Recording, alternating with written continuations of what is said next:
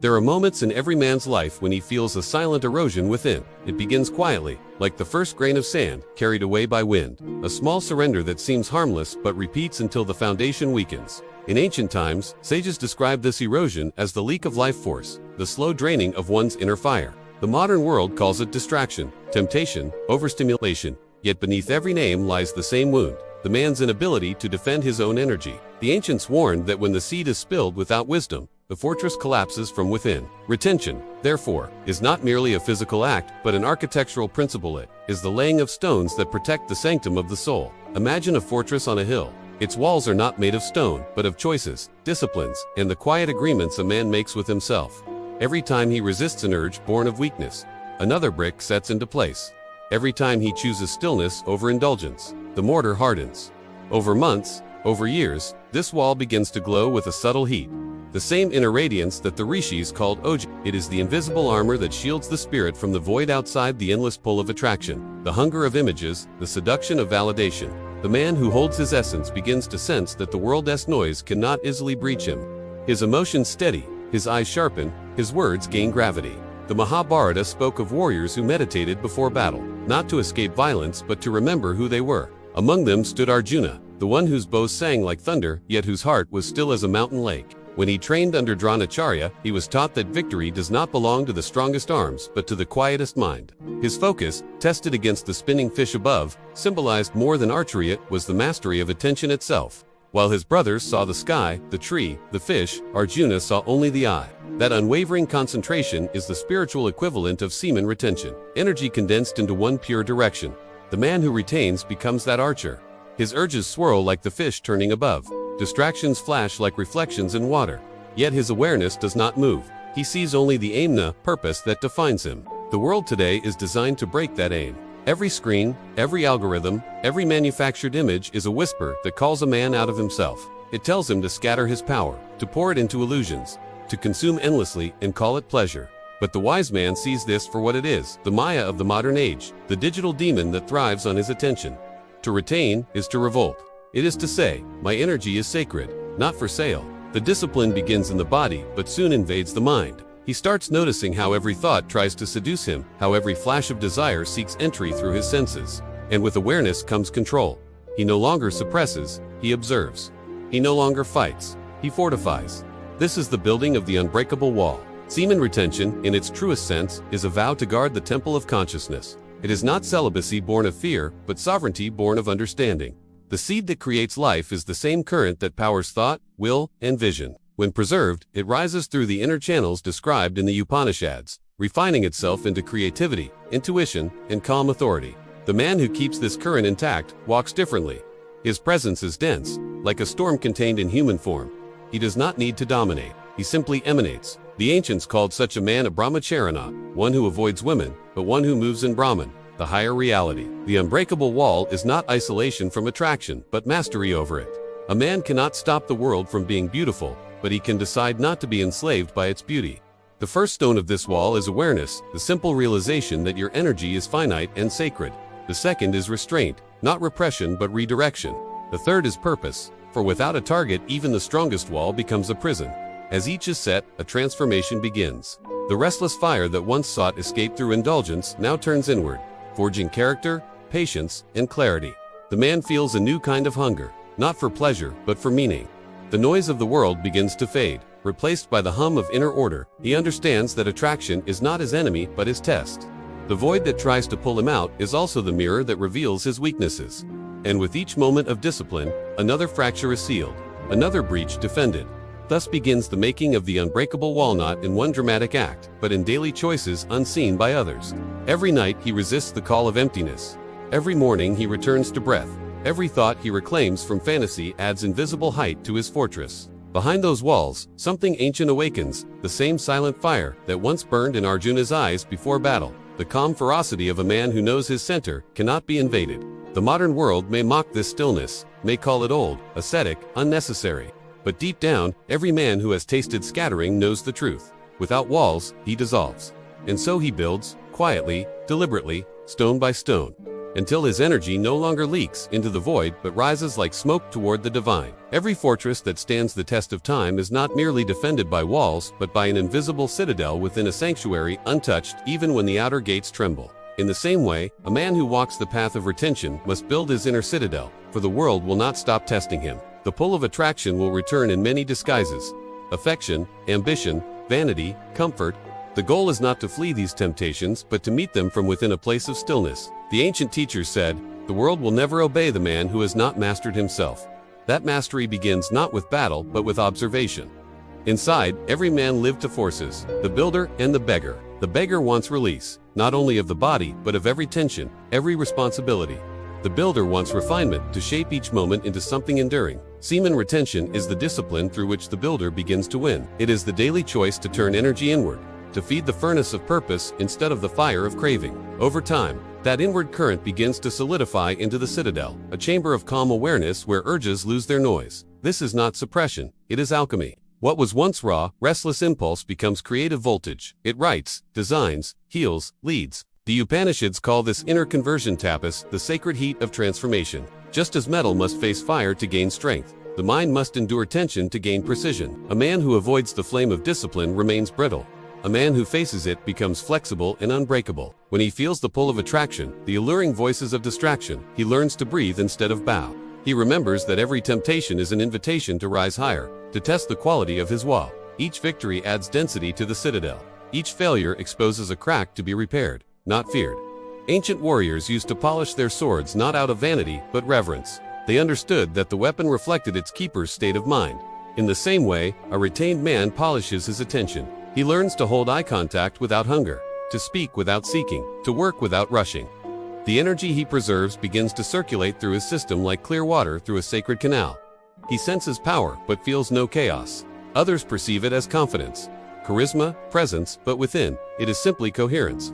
The scattered fragments of his being have gathered around a single flame. That flame is purpose, and purpose is impregnable. Modern culture confuses freedom with indulgence, yet the ancients' new freedom begins with structure. The citadel of self-control is not a cage, it is the architecture of freedom. When the winds of desire blow, the man within does not tremble, because he knows where his gates stand. He opens them by choice, not by impulse. Such a man can love deeply without losing himself, can act decisively without anger, can stand in storms without panic. The same current that once ruled him, now serves him. This is the secret of retention. Energy becomes loyalty. Once disloyal to your higher purpose, the body learns to obey the will. With time, this inner fortress emits a strange calm power. People around such a man sense trust. He is not hurried, not desperate. His laughter carries depth, his silence carries weight. Attraction still exists, but it no longer drains him. It refines him. Each encounter with beauty reminds him of the beauty he must protect within. The sages describe this stage as Brahmateya, the radiance born of alignment. It is not about control for control's sake. It is about remembering one's origin, the spark of the divine housed in flesh. When that spark is guarded, life itself bows in cooperation. So the citadel stands not loud, not visible, but indestructible. Every day the man enters it through breath, through mindfulness, through deliberate action. He fortifies the walls with honesty, patience, and gratitude. When desire knocks, he greets it as a messenger, not an enemy. When the world demands reaction, he chooses response. And slowly, he realizes that the greatest defense against the void of attraction is not avoidance, but awareness. The understanding that the void only devours those who forget their center. A wall that endures is not built by force alone, but by rhythm. Stone placed upon stone must align with gravity. Well aligned with silence becomes endurance. To the ancients, silence was not the absence of sound, but the presence of control, the music beneath noise. The man who learns to be still begins to sense the pulse of the world moving through him. His energy no longer escapes as restlessness. It coils inward like a serpent waiting to strike when the time is right. This stillness is the third chamber of the unbreakable wall, the discipline that keeps motion purposeful. When Arjuna stood in the chariot between two armies, the noise around him was deafening. Conch shells roared, chariots rattled, warriors shouted. Yet in that chaos he learned to listen to something deeper. Krishna's quiet instruction that the true battle is always within. That inner hearing is what semen retention philosophy points to, a life where impulse no longer commands action. Every urge, every thought, every spark of attraction is met by awareness first, response second. From the outside, it looks like restraint. From within, it feels like freedom. Because the man has discovered a rhythm higher than desire, the steady beat of purpose. Modern life fears stillness. It rushes to fill every pause with stimulation, every silence with sound. But in the ancient sciences of mind, the pause is sacred. It is the space where energy changes form, where the mind cleanses itself of reaction. When a man holds his attention the way a monk holds a mantra, he begins to experience his thoughts like waves passing on a vast sea. He stops chasing each ripple. This capacity to witness rather than to chase is the mortar of the inner wall. Without it, even thick stone crumbles. With it, one gentle breath becomes a shield. Stillness does not mean withdrawal from life. It means participation without losing center. The disciplined man still acts, loves, creates, but from clarity rather than compulsion. He becomes like a skilled archer who draws the bow only when the wind is right. He no longer wastes arrows on shadows of distraction. Every movement, every word, every creation carries the density of conserved force. The ancients called this prana shakti, life power, harnessed through awareness. In modern language, it is simply presence. And presence is magnetic. It pulls opportunity, respect, and even love toward itself because it stands where others scatter. Thus, the third section of the unbreakable wall rises out of silence. Stillness gives sight. Sight gives accuracy. Accuracy gives peace. The man who practices this form of retention of attention, of reaction, of energy becomes a living citadel amid noise. His calm is not fragile. It is earned. He learns that the void of attraction cannot swallow a mind anchored in stillness, for emptiness only consumes what moves without direction. The one who rests in awareness has already filled that void with consciousness itself. Every fortress must one day face the storm that proves its worth. Rain will search for cracks, wind will strike the gates, and lightning will test every seam. So it is with the man who builds the unbreakable wall within himself. Life will hurl desire, doubt, and exhaustion against him to see whether his structure is conviction or convenience. The ancients never promised calm seas. They promised mastery of the ore. Retention of energy, physical, mental, emotional is that ore. It is how a man rose through chaos without capsizing in it. The storm first appears as temptation, the old habits, the easy comforts, the applause of shallow attention. It whispers that surrender would be harmless, but each surrender leaves a breach. The wise man learns to recognize that voice not as an enemy to destroy, but as a teacher, revealing where his wall is weak. He repairs in the moment of testing. The effort is unseen, yet it refines him. Just as a sword is tempered by alternating fire and water, discipline is hardened by the cycle of strain and release. When he returns from each storm intact, he discovers that resilience has replaced fear. In the Bhagavad Gita, Krishna tells Arjuna that action performed without attachment is the highest yoga. That is the heart of this philosophy, to act fully while remaining unmoved by the noise of result or reward. The storm outside becomes a mirror for the winds within. When emotion rises, he breathes through it. When praise or rejection come, he stands equal. His stored energy no longer fuels anxiety. It fuels steadiness. He becomes, in the ancient phrase, sthita prajna, the one of steady wisdom. From that state, clarity shines like lightning that illuminates but does not burn. Modern life throws different storms, deadlines, competition, seduction by constant novelty. Yet the principle is the same. The man who guards his energy learns that not every gust deserves a sail. He chooses where to direct attention. He does not fight every distraction. He lets most pass through the gaps between thoughts. In doing so, he discovers quiet amidst noise, motion without panic. Others perceive it as confidence, but it is simply containment. The same force that could scatter him across countless diversions now gathers behind a single intention. This is the power of an undivided will. When the thunder subsides, the fortress stands wet but shining. The man steps outside and feels the air clean against his skin. The storm has taken nothing. It has only revealed his strength. In that silence, after turmoil, he senses gratitude, not pride for the wall that held, for the discipline that kept his inner fire dry. He realizes that peace is not the absence of conflict but the capacity to remain whole within it. The storm will return, as storms always do, but each return meets a wall a little higher, a little wiser, a little more luminous from the inside. Every wall, once proven by storms, becomes more than protection. It becomes architecture for vision. From its highest point, a man can finally see beyond defense into direction. The unbreakable wall was never meant to make him cold or distant. It was built so that stillness could rise to clarity. When the wind quiets, the horizon appears, and he understands that discipline was only the scaffolding for wisdom. The seed of energy he guarded was never meant to be hoarded, was meant to be transformed into awareness. The ancients spoke of tapas ripening into tejas, the radiant light that surrounds one who has mastered himself. That light is not spectacle. It is coherence, the mind, body, and purpose, vibrating in one rhythm. The man who has learned to hold his power no longer measures himself by conquest or comparison. He measures by integrity. Did I keep my word to myself today? Did I act from clarity or from craving? Each honest answer polishes the inner mirror until the self he sees reflected is steady, unafraid. This is the crown of calm. the invisible coronation of a life ruled from within. Standing upon that wall, he remembers the long path, the first stone of awareness, the citadel of restraint, the discipline of stillness, the test of the storm. Each stage demanded surrender of a different illusion. Now, as he breathes, he feels energy circulate without leakage, thought flow without anxiety. Attraction exists without possession. What once pulled him apart now orbits him like planets around a sun. The force that built worlds beats quietly in his chest. He realizes that attraction itself was never the enemy. It was gravity asking for mastery. In mastering it, he has become gravitational.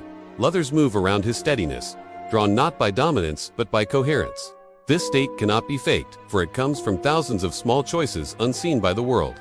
It shows in how he listens more than how he speaks, in how he finishes tasks without noise, in how he looks at beauty without wanting to own it. People feel safer near him because his calm is not the pause before eruption. It is the peace after understanding. Such calm is contagious. It repairs more than the individual. It restores the collective faith that strength and gentleness can coexist. That is the true masculine precision. Power aligned with compassion, authority refined by silence. And so the story circles back to Arjuna's bow. The arrow that once symbolized focus now represents direction of life itself. When he finally releases it, it flies straight because the hand that holds it no longer trembles with confusion. The energy conserved through discipline becomes momentum toward purpose. The target is no longer an object outside. It is the unfolding of potential within. The man watches the arrow vanish into distance, knowing that whether it strikes or not, his mastery is complete because he aimed from stillness.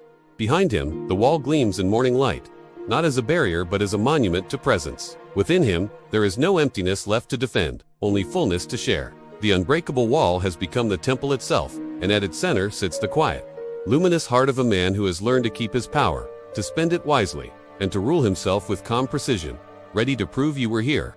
2 quick things. First, absolutely crush the like button and subscribe. Don't miss the next level of power.